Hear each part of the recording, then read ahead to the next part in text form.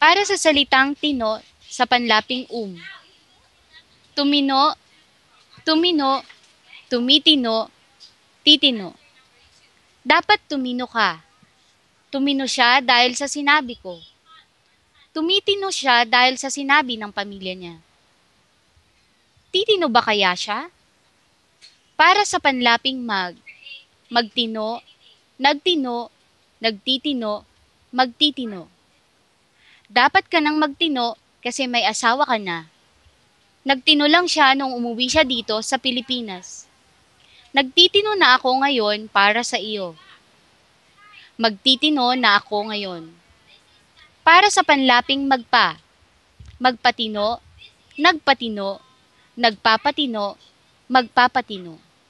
Alam ko kung paano magpatino ng tao. Nagpatino na ako ng bata dati. Nagpapatino ako ngayon ng aking anak. Magpapatino ako ng aking kamag-anak. Para sa panlaping patinuin, pinatino, pinapatino, papatinuin. Patinuin mo ang kapatid mo. Pinatino ko ang kaibigan ko. Pinapatino niya ang kapatid niya. Papatinuin mo ba ang barkada mo?